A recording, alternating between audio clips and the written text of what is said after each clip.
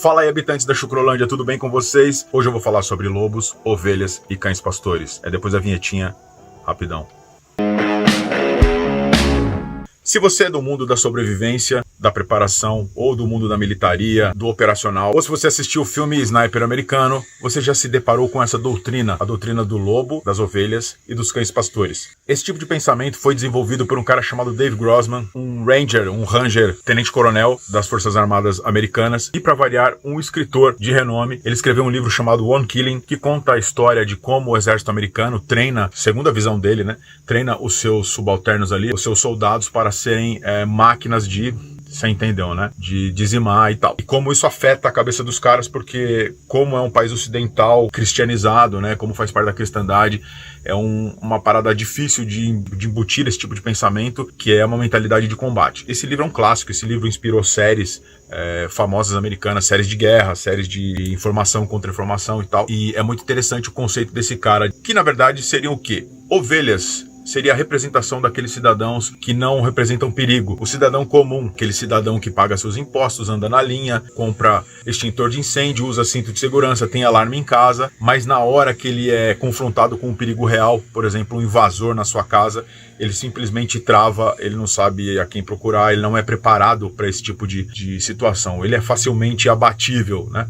Segundo aí as doutrinas operacionais. Essa é a grande massa, segundo a visão do Dave Grossman, que é uma massa de pessoas que não representam perigo, uma massa de pessoas que são incapazes de se defender, né? E que tem o Estado como seu pai e acham que a polícia vai chegar e que tudo vai dar certo e todo mundo vai ser feliz. É aquele cara que acredita piamente que o sistema funciona. Isso aí eu diria que é 90% das pessoas. Por outro lado, você tem o lobo. O lobo é identificado com o contraventor, com o cara que não respeita leis, é um psicopata, é um cara que vai devorar a ovelha sem o menor consentimento. Ele vai chegar e faz parte da natureza dele e vai acabar ali com a paz reinante no mundo de Nárnia da sociedade. A terceira via dessa história é o cão pastor.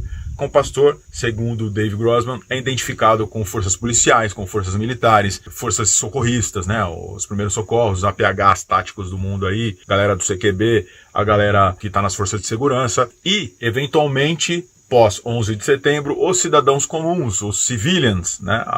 A galera. E nos Estados Unidos você tem Guarda Nacional, por exemplo, que você pode engajar e defender o seu país, enfim.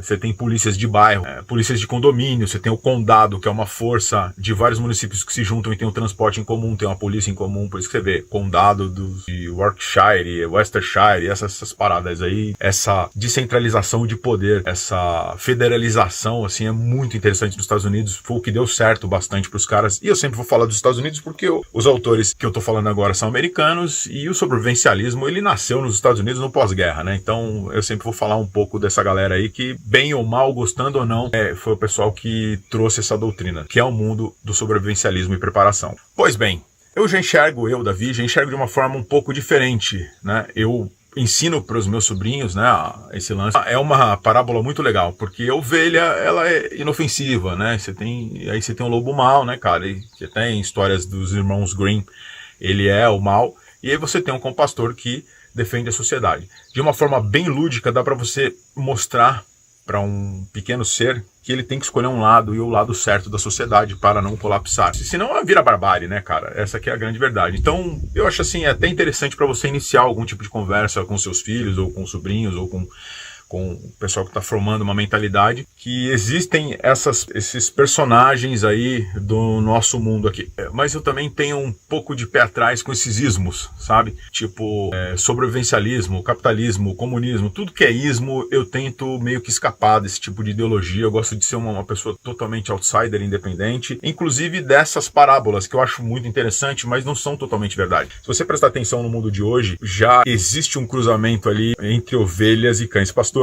Em exemplos mais recentes da história, como a ascensão do bigodinho lá, aquele de maldita memória na Segunda Guerra Mundial, as pessoas a partir de 33 que engajaram na ideia desse louco, muitas delas estavam ali, quando perguntadas depois da Segunda Guerra Mundial por que ele participou da barbárie, ele simplesmente disse que ele estava cumprindo o seu dever. Então, muitos dos cães pastores de hoje em dia, eles estão meio que no cumprimento do dever. De 2020 para cá, a gente viu muito disso, de pessoas sendo presas, autuadas em parques públicos, na praia, simplesmente com um sistema doente decidiu que isso era o certo, e a gente viu muito bem as garras dos cães pastores de repente mal treinados ali. Eu não estou generalizando, tá? Porque eu tenho muitos amigos nas forças, inclusive em forças especiais, gente que eu sei que são capazes de qualquer coisa para defender a malha da sociedade e defenderem suas famílias. Tô falando de modo geral, o que a gente viu foi até polícias equivalentes a condados aqui no Brasil que simplesmente aderiram sem nenhuma pergunta, né?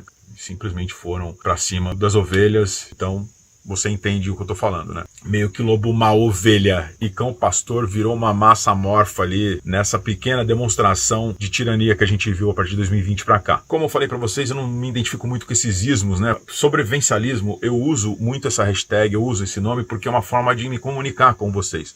Mas eu não compro o combo completo de ninguém, eu não entro em paranoias. Para mim e para minha família, a gente vive numa terra que a gente possa plantar, que a gente possa respirar ar puro. Muita gente procura bunkers, essas doideiras aí, pô, legal, faz parte da sua mentalidade. Na minha não é bem essa, entendeu? Então eu tomo muito cuidado com promessas prontas, entregues e, enfim, tenta descobrir da sua forma que eu acho bem melhor. Quando você acha seu caminho, cara, ninguém para na tua frente, entendeu? Mais ou menos isso. E eu me identifico mais com um bichinho muito legal, que é um porco-espinho nessa história. Porque ele é um animal pequeno, tem cara de inofensivo, mas é um pé no saco quando você morde esse bicho. Nós tivemos 2 experiências com esse bichinho.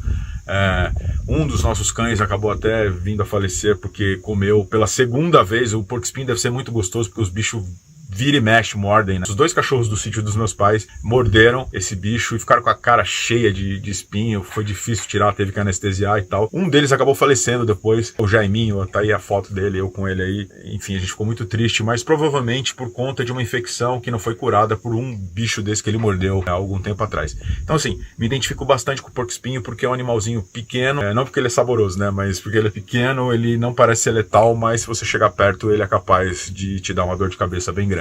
Gosto bastante desse bicho e da mentalidade, da mensagem que tem por trás. Então nessa história toda aí eu seria um porco pastor ou um cão espinho. Aí você escolhe aí, põe uma hashtag aí embaixo.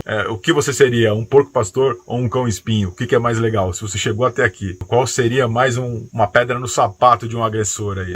A gente não pode dar bobeira com segurança, principalmente de uma forma mais abrangente de entender o mundo como ele é. Muito do que a gente vive está sendo manipulado por homens que detêm essas cordas em seus dedos, em lugares que a gente nem imagina. Enfim, que você esteja alerta, sempre salvo, preparado e que tenha sempre uma AKV